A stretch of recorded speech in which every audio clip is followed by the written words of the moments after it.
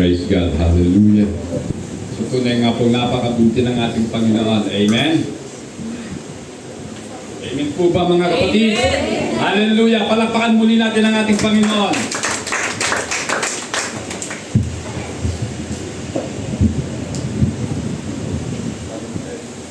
Praise God. Hallelujah. So mga kapatid, tunay nga pong napakabuti ng ating Diyos. Amen. At sa oras po ito tayo po'y dadako sa ating pong pakikinig ng salita ng ating Panginoon. So ang mensahe po ng ating Panginoon sa umagang ito ay meron pong pamagat, being faithful in a faithless world. Pagiging matapat sa walang katapatang mundo. Amen. Agree po ba kayo, mga kapatid, na ang mundo natin, ang mundong ating pong ginagalawan ay hindi po talaga tapat sa ating Panginoon. Amen. Kaya ating pong pag-uusapan ngayon ang pagiging tapat ng mga anak ng Diyos. Sapagkat ang ating pong Diyos, ang ating pinanaligan at ang ating pong pinagtitiwalaang Diyos at pinaglilingkuran ay Diyos na tapat. Amen.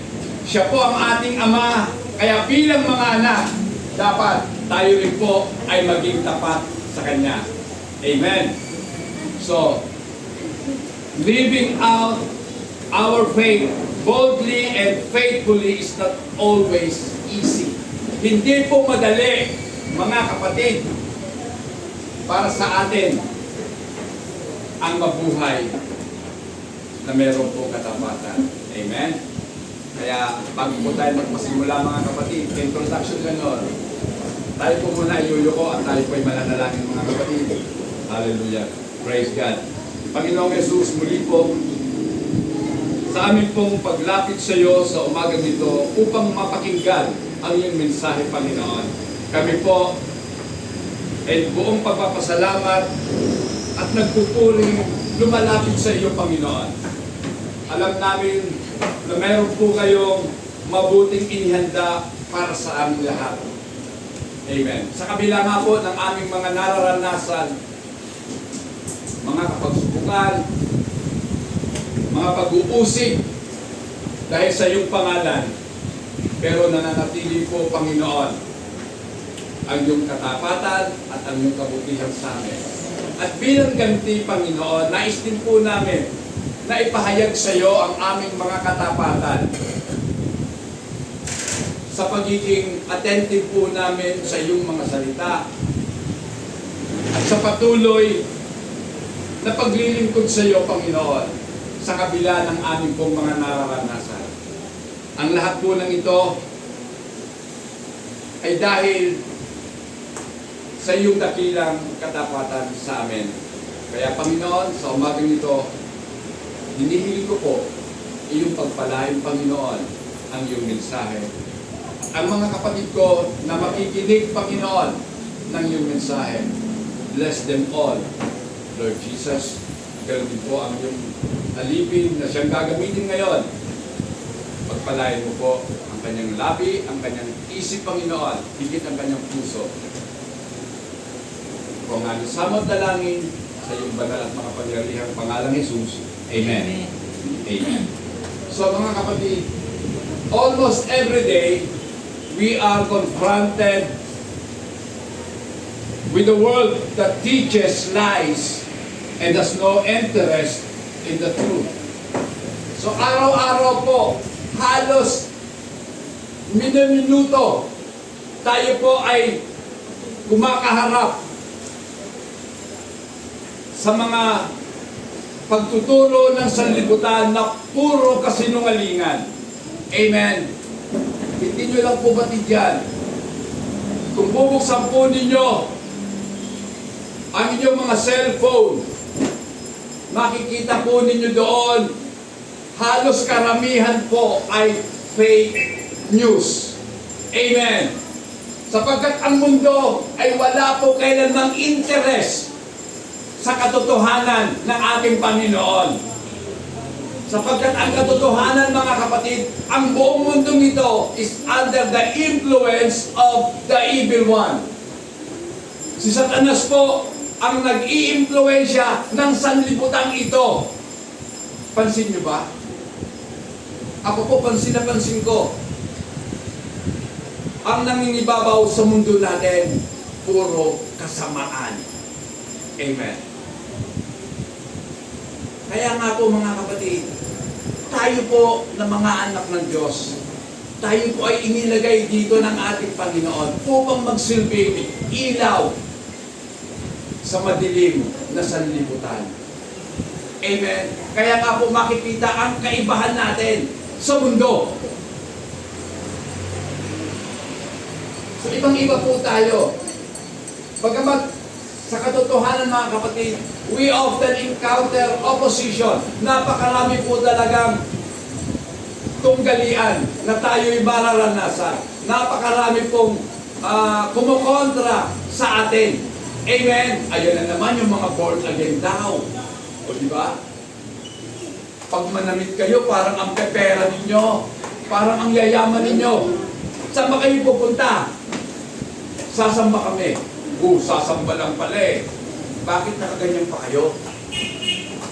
So mga kapatid, yan po kadalasang pangkontra ng sanlibutan. Amen. Pero pag tinignan mo po sila, pupunta lang sila, mamamasya lang kung todo nakaporma. Diba? Dapat tayo, mga kapatid, tuwing tayo haharap sa Diyos, hindi lamang yung pangloob ang ating inihahanda, hindi lamang yung kalooban natin ang nililinis natin. Dapat kahit po yung panlabas sa tingin dapat ng Diyos, tayo ay malinis. Amen? Kadalasan, mga kapatid, ayaw natin na tayo po ay may mga katunggalian. Ayaw natin na meron tayong kaaway. Totoo yun. Di ba ayaw naman talaga natin na may kaaway tayo? Pero wala tayong magagawa. Inaaway tayo. Eh di kaaway natin sila. Dahil kaaway ang turing nila sa atin. Amen. So, mga kapatid, we often try to avoid opposition. Dahil gusto natin, kapatid natin lahat. Huwag kayong makipagbati sa sanlibutan. Alam niyo ba kung bakit? That is compromising. Amen. At malaking kasalanan sa Diyos na tayo ay nakikipagmabutihan sa sanlibutan. Amen. Ituring po natin ang sanlibutan kaaway. Kung paano itinuturing natin si Satanas na kaaway, ituring mo ang sanlibutan kaaway, at ituring mo ang sarili mo kaaway ng iyong espiritu. Amen. Huwag kang makipagmabutihan sa katawan mo. Dahil ang katawang ito ang magpapahamak sa iyo. Tandaan po natin, ang katawang yan ay hindi pa po tinutubos ng ating Panginoon. Ang tinubos pa lang sa atin ng Panginoon ay ang ating mga kaluluwa. Amen. Kaya ang katawan natin, hinihila tayo para magkasala. Amen. Yan po yung totoong aral ng Biblia. Kaya nga sabi ni Apostol Pablo, ano sabi niya? Yung gusto kong gawing mabuti, hindi ko magawa. At yung ayaw ko, na alam kong masama, siyang nagagawa ko. Ako bang may sala? Hindi. Ang sala rin ay itong katawan na ito. Amen. Itong katawan na to, ito ang sala rin, mga kapatid. Ipapahamak tayo ng katawan natin na yan. Amen. So, mawawala yung faithfulness natin sa Diyos kapag pinaunlakan natin ang ating pong flesh, ang ating katawan. Amen. How do we remain faithful? Paano ba tayo mananatiling tapat sa ating Panginoon? Minsan yung po ang katanungan natin. Paano ko ba mapapatunayan tapat ako sa Diyos? Una, mga kapatid, continue to make disciples. Nagdi-disciples pa tayo, mga kapatid.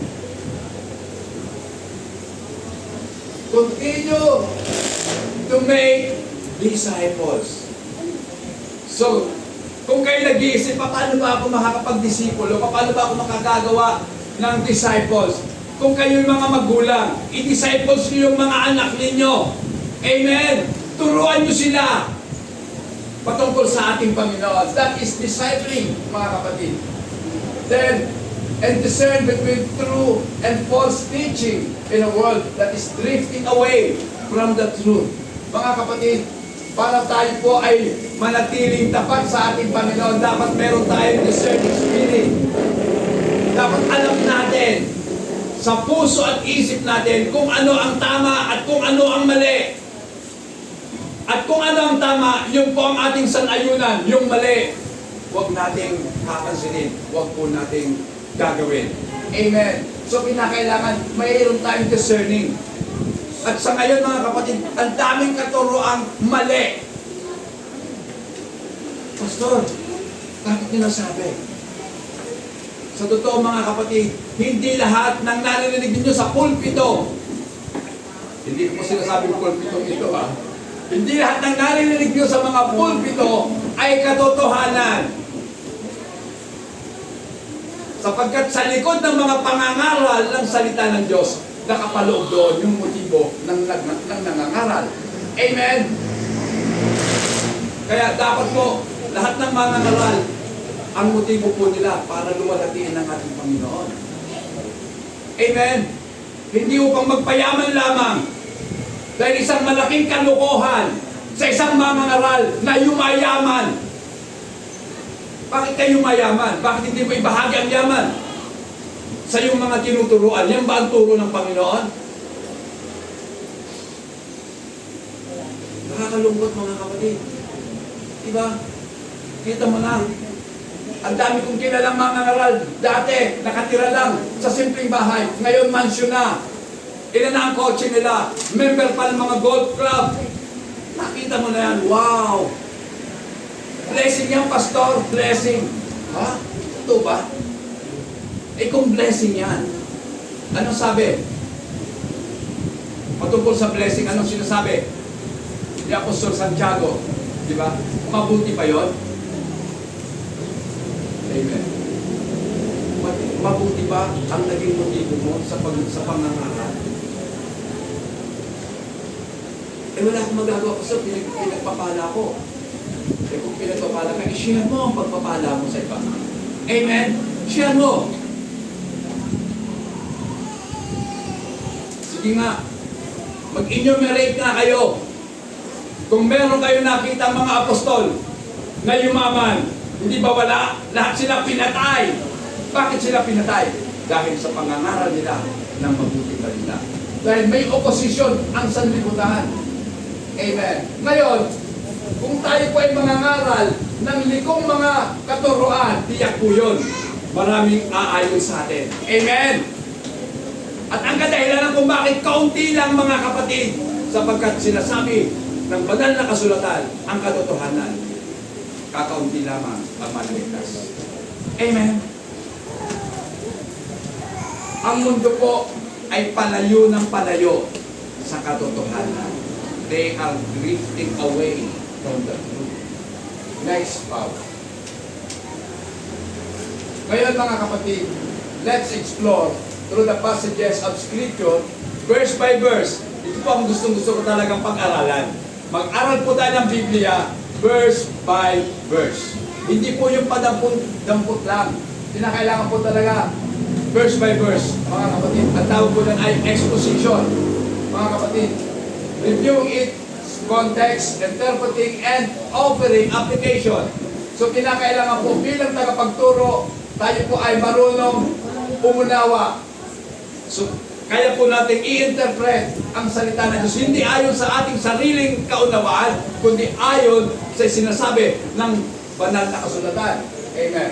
Then, try to apply.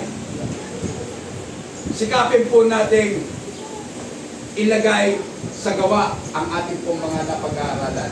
So, pag-usapan po natin itong 2 Timothy chapter 3, verse 10. Mula sa 10, ng chapter 3 hanggang sa 4, verse 5. Sige po, pakibasa nga po. Verse 10 muna tayo. But you have carefully followed my doctrine, manner of life, purpose, faith, long-suffering, love, and perseverance. 11. Kasaksihan mo ang mga pagbubusi at paghihirap na dinanas mo sa Antioquia at Panginoon.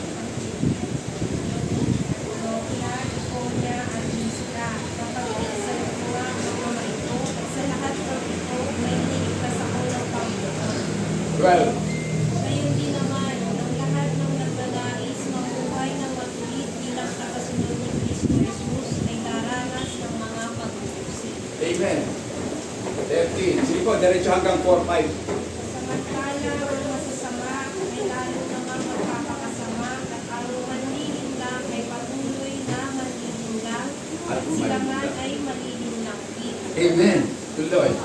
Ngunit ikaw, magpatuloy ka sa mga aral na natutunan mo Ngunit kayo, magpatuloy daw tayo sa mga aral na ating natutunan. Diretso po. at matibay mo paniwalaan sapagkat kilala mo ang mga nagturo nito sa iyo. Amen. Tuloy. Mula pa sa pagkabata, alam mo na ang banal na kasulatan ay may kapangyarihang magbigay sa iyo ng karunungan tungo sa kaligtasan sa pamamagitan ng pananampalataya kay Kristo Jesus. Next. Ang lahat ng kasulatan ay tinasihan ng Diyos at kapakipakinabang sa pagtuturo ng katotohanan, sa pagsaway sa kamalian, sa pagtutuwid sa likong gawain, at sa pagsasanay para sa matuwid na pamumuhay. Amen. Upang ang lingkod ng Diyos ay maging ganap, handa sa lahat ng mabubuting gawain. Hanggang 4-5. Tutor. Hanggang chapter 4, verse 1 hanggang 5. Diretso lang. 4-1.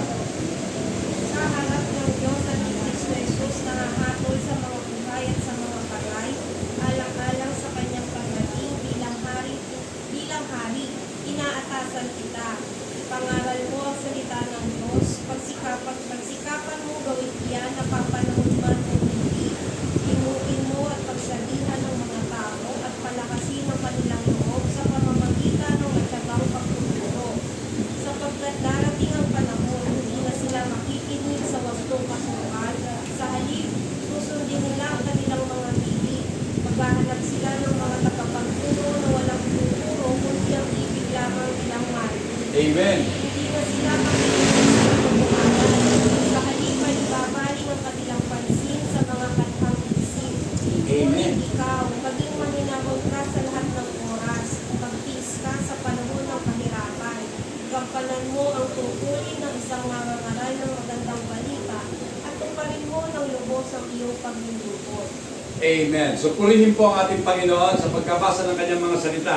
Yan po mga salita niyan ay sinabi po ni Apostol Pablo sa kanyang mini-mentor, sa kanyang tinuturuan na si Timoteo. Amen. So alam na alam po natin mga kapatid na dito po, ito yung sulat ni Paul kay Timothy, ang kanyang understudy. So si Paul, ini-encourage po niya itong si Timothy na manatili pong tapat sa ebanghelyo ng ating Panginoon. Maging ito man po ay tayo po ay nakakaharap na po sa tinatawag na huling mga panahon that are imminent and will be full of persecution. So mga kapatid, tandaan po natin sa huling panahon, makakaranas po tayo ng persecution. Amen. Ngayon, kung bati-bati tayo sa kanyang sanlibutan, ay di wala tayong naranasin persecution. Amen. Pero sa tuwing tayo po, at kung tayo maninindigan sa katotohanan, lalasapin po natin ang puot ng mundo. Sapagkat galit ang mundo sa totoo. Amen. Subukan nyo, pag-share kayo ng katotohanan sa kapitbahay ninyo. Magagalit sila sa inyo. Bakit? Sapagkat mga liko sila. Amen. Sasabihin sila, tumigil ka nga dyan. Ang dami mo dapat sabihin yan pa. O di ba? Magchika-chika na lang tayo. Huwag na itungkol kay Kristo. Wala ka nang mapapala dyan, di ba? Sasabihin nila. Ako po, ang dami ko kong narinig niyan dati. Wala kang mapapala dyan. Di ba? Bakit ka ba nagpapagod dyan sa mga taong yan? Wala ka naman napapala. Sabi ko, sa ngayon pwedeng wala. Amen. Pero pag namatay ako, hindi nyo lang alam, pagpapala yan ng Diyos para sa akin. Amen. Yung ginagawa natin paglilingkod sa ating mga kapatid, paglilingkod natin yan kay Kristo. Amen.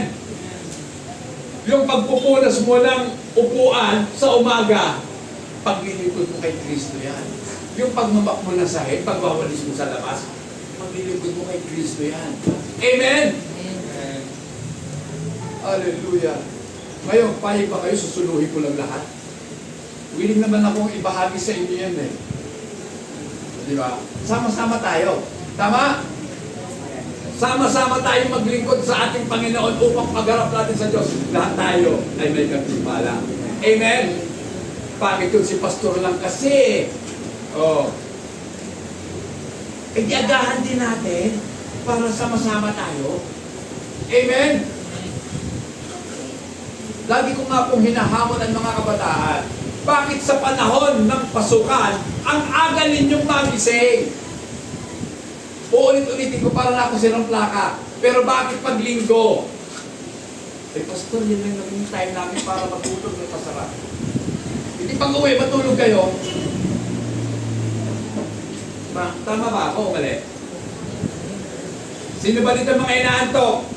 Huwag mo na kayo matulog. Pag uwi, matulog kayo hanggang gabi. Diretso na tuwing sa umaga. Diretso tulog. Oh. Diba, mga kapatid? Si Paul, ito po yun. Habang tinuturuan niya po si Timothy, so sinasabi niya, yung mga karanasan niya kay Timothy, diba, naranasan niya po, meron pong sinabi si Paul na 3 lungsod na kung saan nakaranas po siya ng mga pag-uusig. Sa lungsod po ng Antioch, ng Iconio at Lystra. Sige po, pakibasa nga. Acts 13, 49 hanggang 52. Doon po sa Antioch. Ano ang naranasan ni Paul?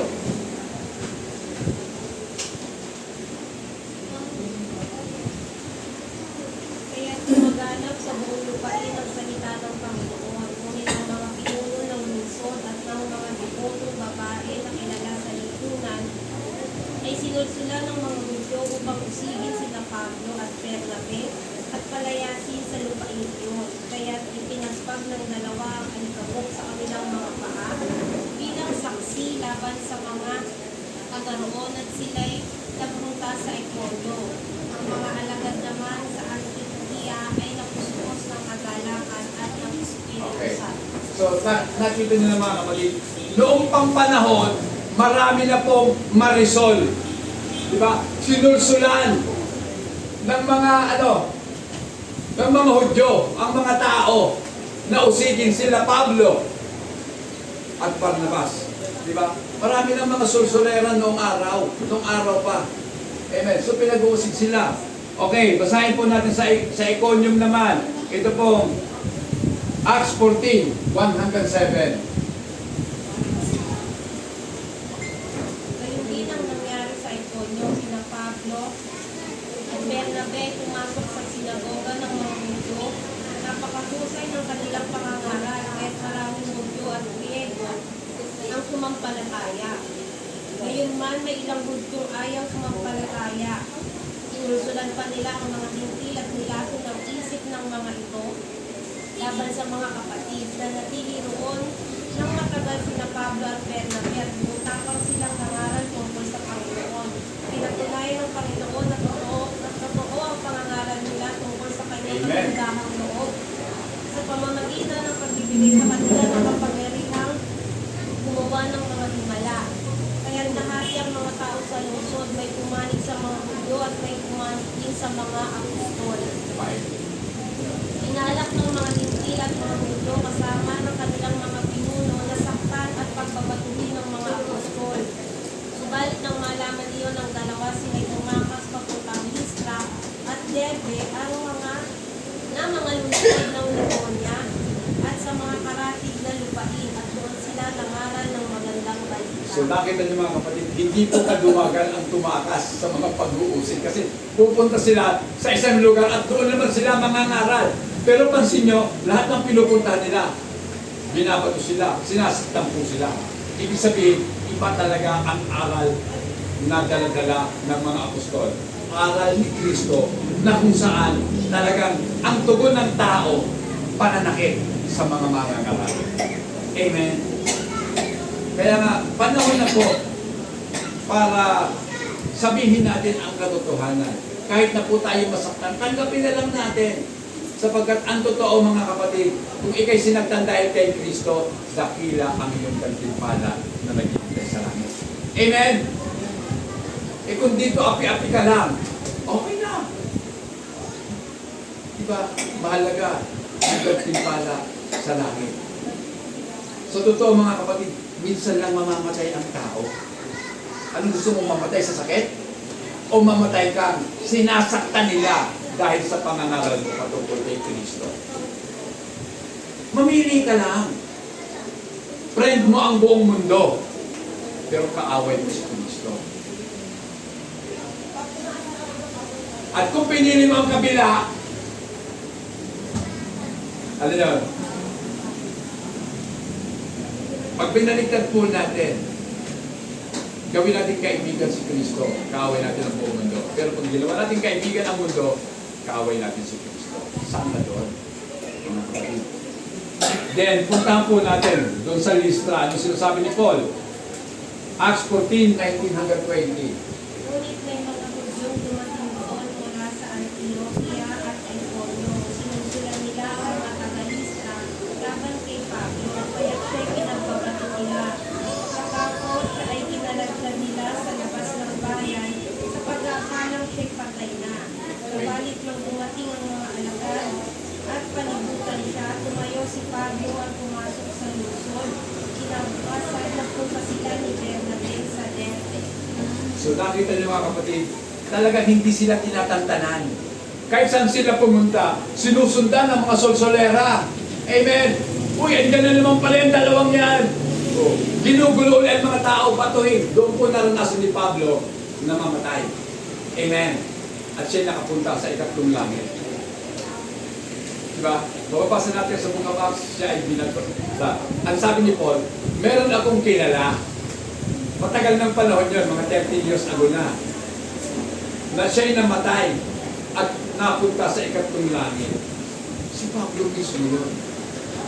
Nakita niyang pananalitang ginagamit niya. Hindi niya inaamin na siya yun.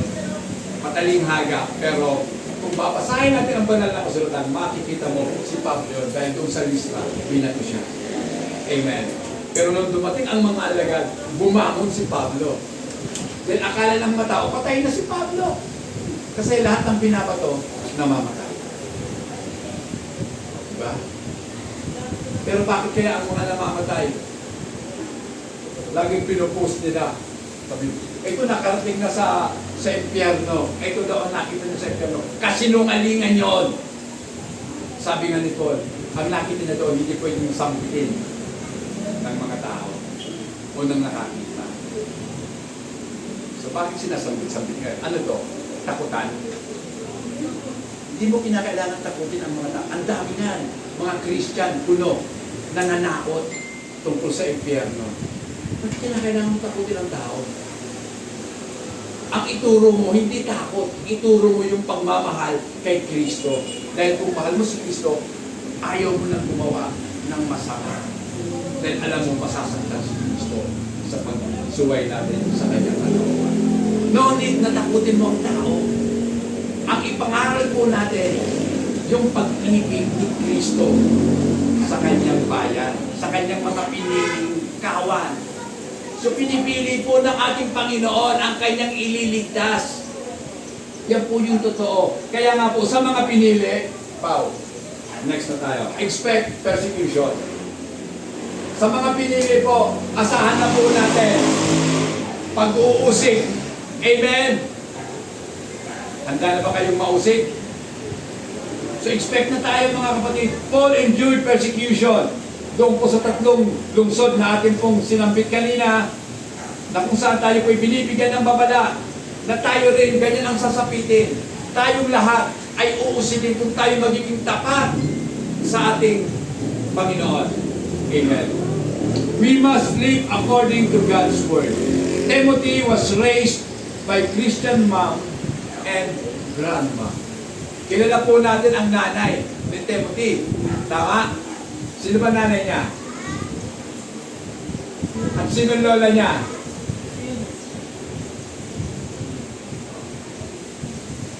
Hindi niyo po kilala. Si Eunice, saka si Luis. Diba?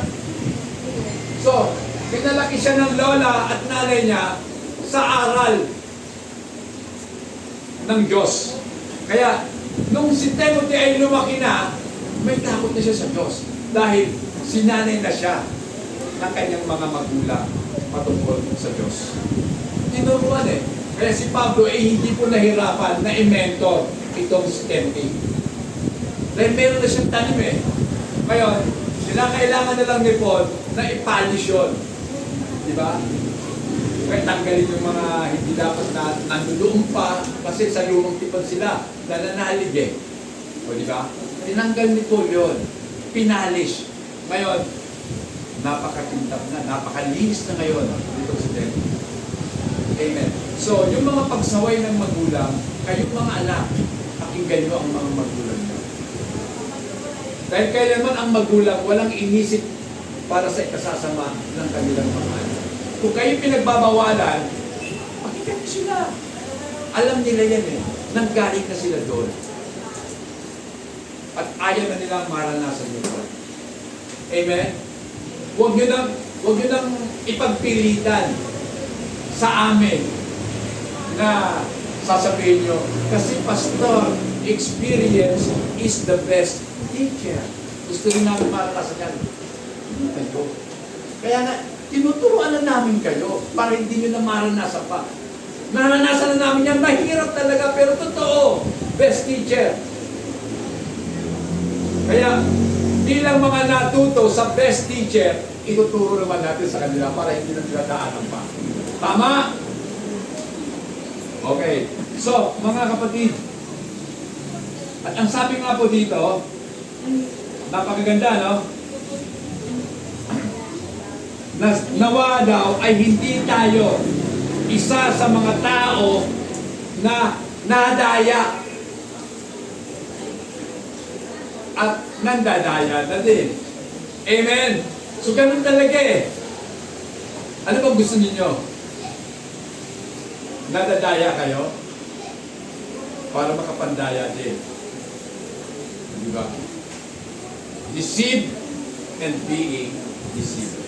Ano ba? Kasi ganun lang naman yun eh. Kung nadaya ka nila, gagaling ka, madadaya ka din. Kaya kung ayaw po nating madaya, pumunta na tayo sa totoo para walang daya. Amen. Dahil ang totoo, malinis yun, walang daya. Kaya nga po mga kapatid, ingat tayo sa ating mga pinagiginggan. Ako po malaya sa inyo eh. So po, sige, mag-google kayo. Pero kung meron kayong hindi natututunan, kung meron kayong hindi naiintindihan, tawagin niyo lang ako. Kasi sa Google, bagamat libre yon, pero hindi lahat nagsasabi ng totoo. Kasi baka makuha nyo, dyan pala. Sabi dito eh, 3 persona. Ang ganda ng pagkakapahayag. O, huwag ganun, mga kapatid. Pagdating sa usapin ng pagka-Diyos, ang kukonsultahin natin, Biblia. Amen? Dahil ang Biblia, hindi po nagsisinungaling. Hindi siya biased. Hindi katulad ng mga Bible school, kung saan ka nang galing, yun ang ituturo sa'yo. Amen? Salamat sa Diyos, ako walang Bible school. Meron lang akong school. Ang aking school ay ang Bible. Amen? Dito pa ako nag-aaral. Amen?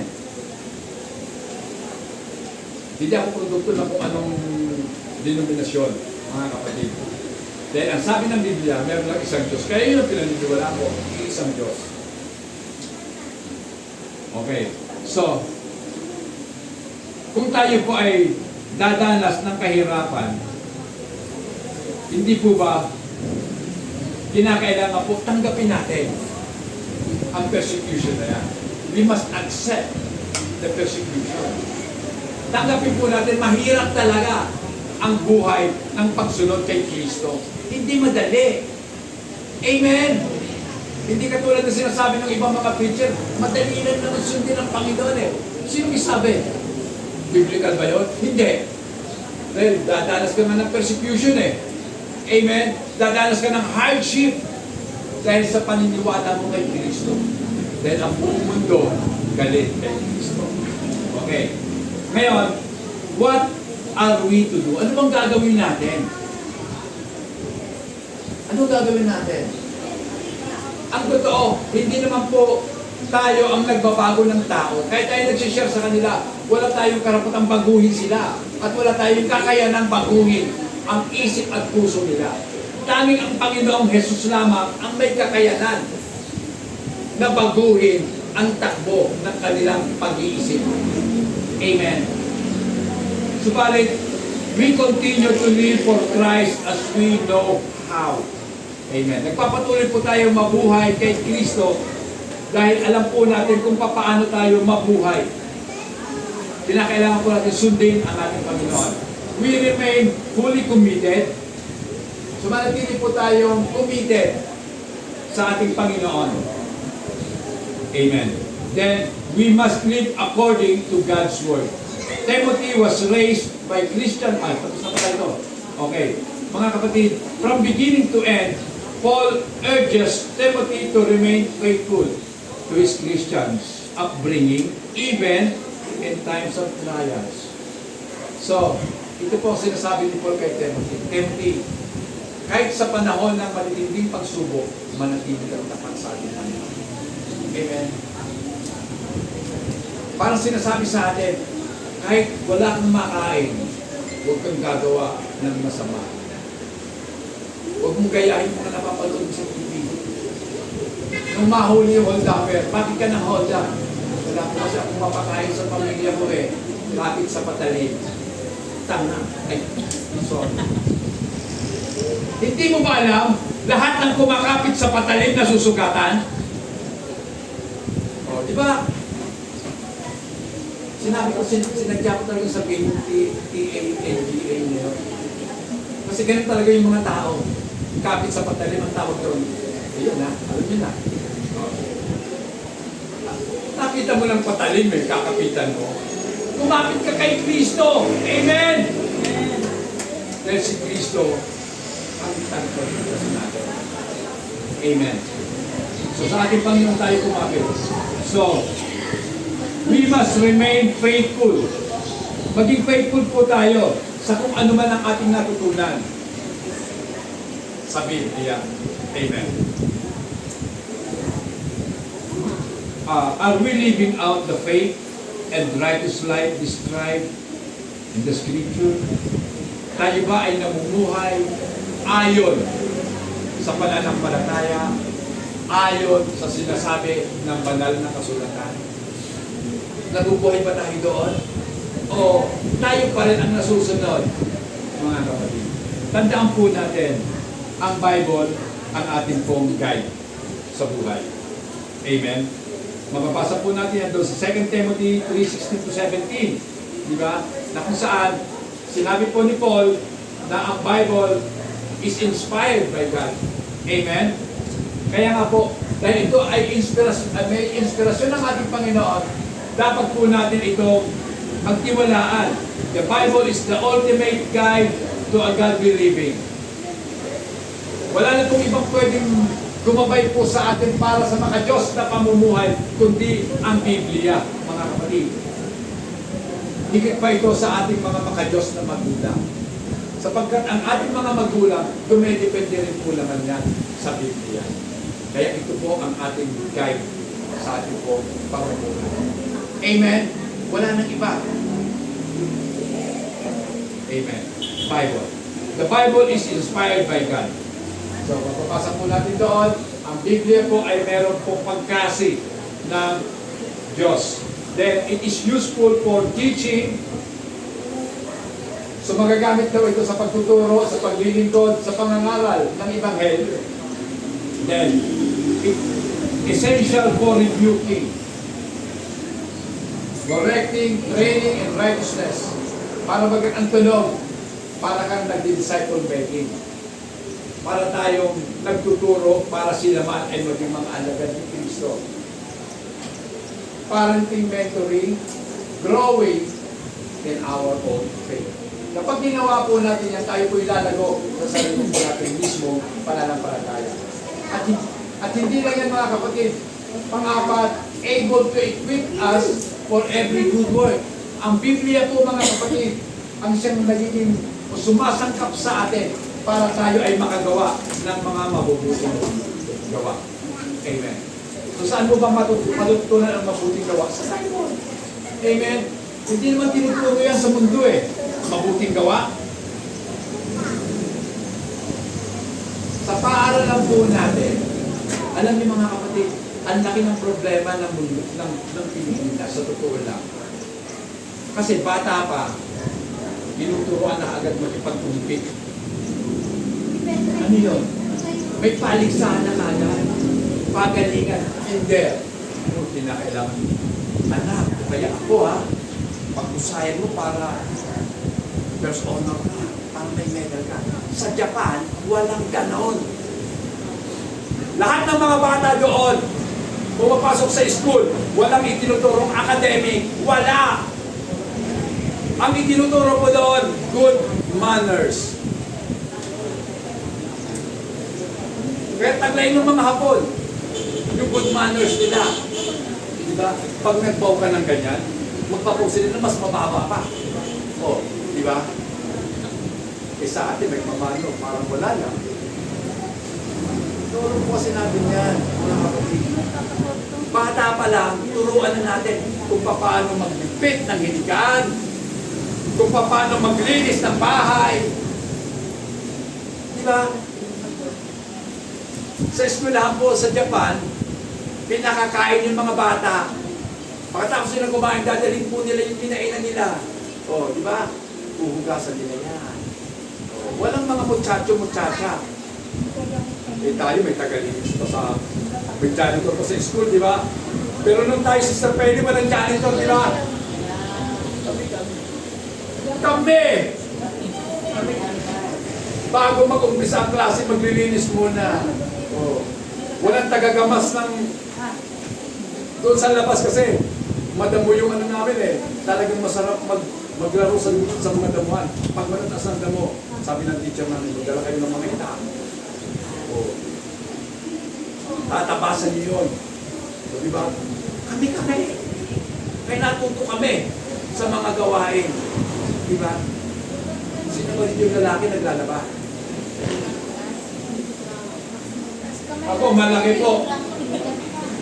po ang naging influensya sa akin ng nanay ko. Bata pa lang ako, marunong na ako maglaba, magsaing, magplansya. Ang plansya namin noong dati pa, wala naman yung electric na plansya eh. Nilalagyan ng ulit, pinapaypayan. Oh. Ang paplansyahin ko pa, ang tatay ko hindi nagsusuot ng hindi plansyado. Hindi ako naman yung tatay, pupunta rin sa palengke, naka-ano pa, naka-plansyado. Naka-plansya na. Kaya naman yung plancha ko noon, nilalagyan ko ng kamote. Bawal ka plancha, nagluluto. Kaya pala, namamatay yung uling, yung siga, yung baga kasi may kamote sa ulo. Alisin mo na kamote. Plancha ka lang. Diba? Pero hindi ko po kinarir talaga yung pagluluto. Bahala ng asawa ko magluluto. So mga kapatid, ito po, iniipit tayo. Sinasangkapan bata pa lang, sinasangkapan ka na. Diba? Walang problema ang magulang namin sa amin. Ngayon, problema ng mga magulang ang anak. Pag umalis ng anak, hindi malaman ng nanay nung gagawin ko. Sa higaan, nagkalat. O, di ba? Tutupin muna yung mga kumot, ayusin yung mga ulan. Tapos pag nagubad ng damit, kung saan nagtatapon. Dapat, maraming babaguhin ang bansang Pilipinas. Ngayon, bawal na mamalo ng mga estudyante, Sister Jo, di ba? Bawal na. Pero noong araw, pinapalo kami ng teacher namin. Pag marumi ang kamay mo, tuwing umaga, ganyan ang kamay. Hindi ka nagpuko. Smile. Hindi ka nagsipilyo. Ipalo. O, may palo. Ngayon, kasalanan ng gobyerno. Yan yun. Kasi, nagtatakda ng mga batas na ipagbawal ang pamamalo sa eskwela. Kaya naman, hindi na mamalo ang mga teacher, pinapasok na sa aparador. Diba? Papasok sa aparador. Okay, papasok sa CR. Mga kapatid, yan po yun. Pero, dahil nga po tayo ay may mga taong merong aklat, meron tayong Biblia, ito yung nagiging guide natin sa ating pamumuhay. Then, the Bible equips us. Yan. Ang Biblia po, sinasantapan tayo.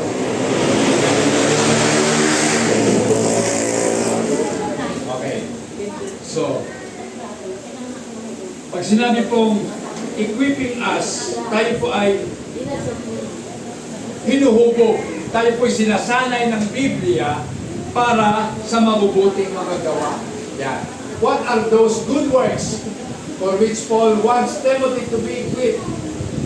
Okay, pakibasa nga po yan. 2 Timothy 4, 1 and 2. Ulitin natin. Anak ng Diyos at ni Kristo Jesus nangangaral sa mga buhay at sa mga patay, alang-alang sa kanyang pagdating bilang hari. Inaatasan kita. Pangalan mo ang salita ng Diyos, pagsikapin mo gawin iyan na pamanahungan mo hindi. Pinuon ang salina ng sakaba at palakasin ang kanilang loob sa pamamagitan ng may tagang pagtuturo. Amen. Ay, church, sabi po dito ni Paul, kay Timothy, sa harapan ng Diyos at sa ating Panginoong Jesucristo, na siyang hahatol sa mga buhay at patay sa kanyang pagbabalik at sa kanyang kaharian. Preach the word. Ipangaral mo ang salita ng Diyos. Amen. So, hindi lang po kami ang inatasang mangaral, kahit po tayo. Kaya nga tayo nag-aaral para makapagturo din naman. Amen. Diba?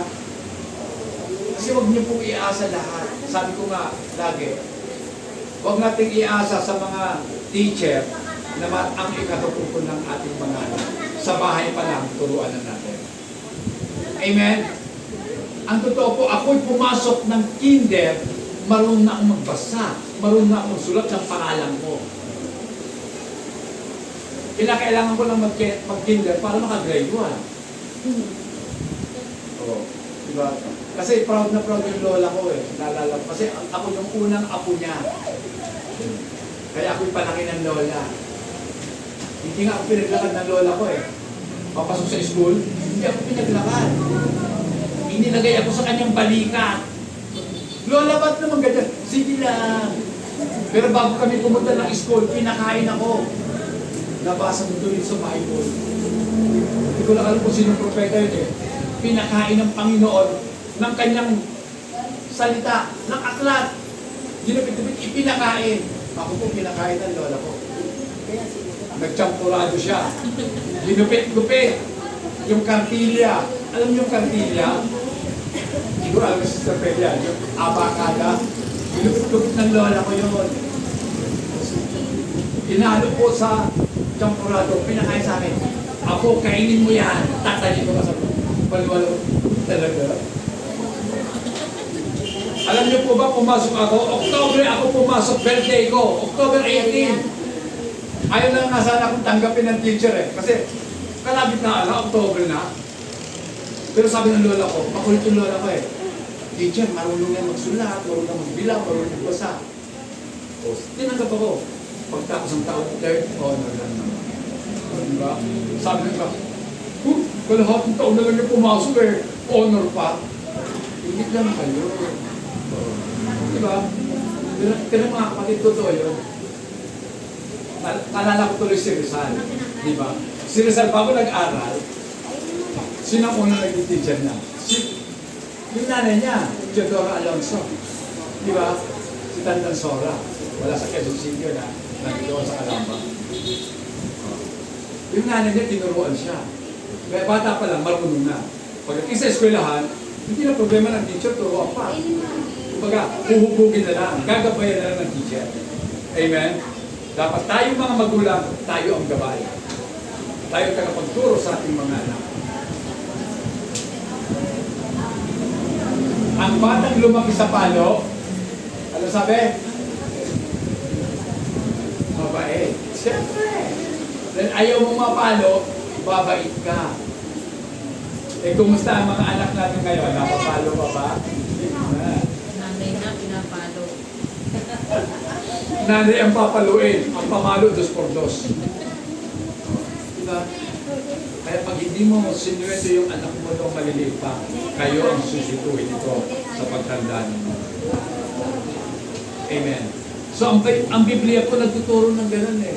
Huwag natin daw ipagkait ang pamalo sa ating mga anak. Pero bakit ipinagkakait natin? Ibig sabihin ba, hindi mo sinusunod ang Diyos at sinusunod mo ang batas ng Pilipinas? Awa-awa po tayo, mga kapatid. Pero alam ko naman kung bakit may batas tayo eh. Kasi maraming magulang, sobra ang mamalo. Wala po, hindi yun ang disiplinang tinatawag ng Biblia. Patuloy po natin sa tamang lugar. Sabi ko nga lagi kay Sister Ren dati, di ba? Sister Ren, sabi ko,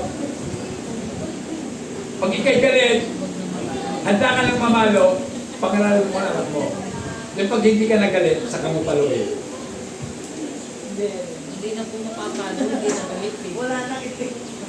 Hindi, mapapalo mo ba kayo, pero tama lang, nasa tamang wisyo na anak, dapat. Sabi ng Bible, dapat pinapalo ang mga bata. Dahil pinapalo ka lang, mali ka. Ano gusto mo? Paluin kita o ang Diyos ang pumalo sa iyo? Nasa si Georgia. Sabi ko nga eh, Georgia, ibigay ang cellphone sa akin. Pag hindi ibinigay mo sa Lord, sirain ang cellphone. Gusto mo? Matakot, binigay sa akin. Nandiyan na sa batin. Kasi walang nagtuturo sa mga bata, naglalaro. May takot, diba? Mabuti yung bata pa, takutin na natin. Amen. Pero yung tamang pananakot, hindi yung nananakot tayo mali na. Takutin natin para sumunod sa Panginoon. Okay. Baka balikan nyo na ako. Basta sabi nyo, bawal yung pananakot sa impyerno. Bakit? Sa palagay ninyo, ang tao ng mundo takot sa impyerno? Hindi. Sabi nga nila, ayaw nila sa langit. Bakit? Sa langit daw kasi wala? Oh, alam mo pala eh. Sa langit daw kasi walang fear. Kaya ayaw nila sa langit. Sa impyerno, tiyak yung meron. Gusto nila doon. Okay. So mga kapatid, dito na po tayo. Sabi po dito, stick to the truth. So kinakailangan po tayo ay manatili sa katotohanan. Stick to truth. Sinabing stick, mga kapatid, anong ibig sabihin? Dumikit tayo, sumandal tayo, kumapit tayo sa katotohanan. Amen? Pero ang totoo mga kapatid, hindi ko madali ang manatili ka sa katotohanan. Marami kang babanggain. Amen? Isipin mo lahat ng mundo kasinungalingan. Lahat ng nasa sa mundo kasinungalingan yung kamag-anakan mo. Ayaw nila na ikaw ay mapunta sa katotohanan. Sabi nga nila, minarinig ako dati. Di bali na ang anak ko maging drug addict, huwag lang maging born again. So, ano to? Magulang nila. Ganun sila kagalit, ganun ang galit nila sa Panginoon. Di bali na maging drug addict ang anak ko, huwag lang silang ma-born again. Ano ko yun? Galit sila na ma-born again ang tao. Kaya ang tawag sa atin, buang again. Bakit? Dati ba tayong buang at mabubuang ulit? So stick to truth mga kapatid, manatili po tayo sa katotohanan. Hindi po madali ang magsalita ng katotohanan patungkol sa Diyos. Sapagkat ang totoo, hindi tayo pakikinggan ng sanlibutan. Hindi makikinig ang mundo sa iyo. Amen? Diba? Mag-anyaya ka. Ano na kayo?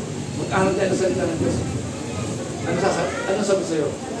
Sabi ko kong gawain eh. Diba? Naglalaba ako. Pastor, sana maintindihan mo ako. Diba? Kaya magtitinda ako, Pastor. Oh. Ang totoo, piling ko po kayong iniintindi. Kaya wala naman akong magagawa eh. Desisyon nyo yun. Ang magagawa ko na lang, intindihin na lang kayo. Pero sa palagay ninyo, mga kapatid, gusto ko yun? Hindi. Ayoko. Gusto ko maniwala kayo sa Panginoon. Amen? Na ang kanyang salita ay higit pa sa mga pagkain na gustong-gusto natin kainin. Di ba Russell, tinuro ko kahapon? Nang salita ng Diyos ay pagkain ng ating mga kaluluwa, higit pa sa pagkain. Yan ang sabi po ni Job, di ba? Sabi ni Job, higit pa sa pagkain ang turing ko sa salita ng Diyos, sapagkat ang salita ng Diyos ang pagkain ng ating kaluluwa. Ang pagkain ng katawan, nawawala. Di ba? Busog ka ngayon, mamaya, gutom na. Pero kapag pinakain mo ng salita ng Diyos ang kaluluwa mo, hanggang sa mamatay ka, nandoon, nandito. Dito sa kadito, nakatanim ang salita ng Diyos. Amen. Mamamatay ka, hindi ka takot. Na hindi mo sinasabi, ayoko pang mamatay. Ang sasabihin mo, Lord, tanggapin mo ang kaluluwa mo sa iyong lahat yan. Di ba? Receive my spirit. At mamamatay ka, naghihingaluhan, tinatawag mo, Lord Jesus. O di ba? Matali ba? Dahil niyo ako sa ospital. Gusto ko pang mabuhay. Di ba? Ano yan? Ganun ba talaga, mga kapatid? Kaya, yung kawalan po natin ng kaalaman, dadalhin po tayo ngayon sa kapahamakan. Amen? So, napakadali po talaga magsinungaling. Pero napakahirap po magsalita ng katotohanan. Sapagkat ang mundo ayaw po magpapalitan. Pakibasa nga po, 2 Timothy 3, ay 1, 5. Ay, 4 yata yan. Chapter. Yung 4 po yan. 2 Timothy 4, 3 to 5. Sige po, Sister Jenny, pakibasa. Sapagkat darating ang panahon hindi na sila makikinig sa wastong katuruan. Sa halip, susundin nila ang kanilang mga titig. Maghahanap sila ng mga tagapagturo na walang ituturo, kundi ang ibig lamang nilang marinig. Okay, sandali lang po. Okay. So, darating daw ang panahon, at ito na nga yung panahon, dumating na ang mga nakikinig, sila ang naghahanap na magtuturo sa kanila ng mga aral na gusto lamang nila mapakinggan. Amen? Ano yung mga aral na gusto mapakinggan? Ang Diyos nagpapagaling. Wow! Punta tayo doon. Naghihimala si Father. O, di ba? Meron parang meron siyang healing ministry. Naghihimala ang paring yun. Doon tayo. Gagaling ka sa iyong karamdaman. Oo nga, gumaling ka, pero mamamatay ka pa din. So hindi niya pinagaling yung totoong sakit mo. Ang sakit po ng totoo ng tao, hindi lang cancer, kundi sin. Amen? Kasalanan, ang number 1 na sakit ng tao, pumapatay ito. Hindi lang ng katawan, maging ng ating mga kaluluwa. Amen? It is a sin. Ang cancer, papatayin lang yung katawan mo. Hindi niya kayang patayin ang kaluluwa mo. Amen? So, ayan. Maghahanap sila ng mga tagapagturo na kung ano lang yung gusto nila mapakinggan, yun lang ang ituturo. Kaya ayoko pong mag-preach minsan. Dahil sasabihin nila, pag pumunta ka sa ibang denomination, ano ba ituturo mo, Pastor? Tuturo mo ganito. Ay, hindi ko pwede yan. Bibigyan ka nila ng topic. Bakit? Gusto mo ituro yung katotohanan eh. Ayaw. Siyempre. Kaya dahil yung katotohanan, kabaliktaran ng kanilang pinaniniwalaan. O, di ba? Kasi ang mga tenga nila, wala. Sarado na, nakangati na yan. So, kaya sa verse 4 ano sabi? Ang ibasa na po sa January. Hindi na sila makikinig sa katotohanan. Sa halip ay babaling ang kanilang pansin sa mga kathang isip. Diba? Ang hilig kasi natin magkathang isip. Diba? Na kathang isip, i-bless tayo ng ating Panginoon. Na kapag ikaw ay naging believer kay Jesus Christ, uunlad ang pamumuhay ko. So hindi naman, anong bang klaseng pag-unlad ang pinag-uusapan dito? Quality ba o quantity? Pag sinabing kalidad, mga kapatid, ano ba yung may quality ng buhay? Di ba? Masarap mabuhay, may kapayapaan. Masarap mabuhay, kahit kulang, masaya ka pa din. Amen? So quality yun. Yun ang quality ng buhay na ibinibigay ng Panginoon. Pag sinabing quantity, yes, dadami ang pera mo. Pero habang dumadami ang pera, dumadami ang problema. Amen. Dahil ayaw mo, lahat ng marami ang pera, ayaw nilang kumuunti ang pera nila. Amen? Yan ang sakit ng mundo. Kaya sasabihin nila, hindi naman umurakot yan, mayaman na. Sino may sabi? Dahil lahat ng mayaman, ang gusto pa nila, lalo lumaman. Kalokohan yung sinasabi nila, hindi naman umurakot yan, mayaman. Ayoko sanang sabihin ito eh. Sabihin, Pastor, mamumulitin ka na. Hindi po, nasa inyo naman yun eh. Wala na akong mapagbitin ng kandidato. Basta sabihin ko lang, kung kayo'y boboto, iboto nyo. Bago. Yung mga walang alam, una, sabihin natin, walang alam tungkol sa batas, okay lang yun.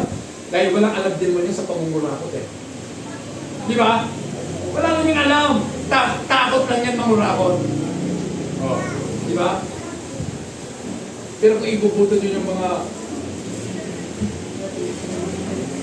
ano tawag doon? Traditional politician. Lapo. Kayo ang mawawala sinal. Amen. So, yun lang, mga kapatid. So, pakinggan po natin sinasabi.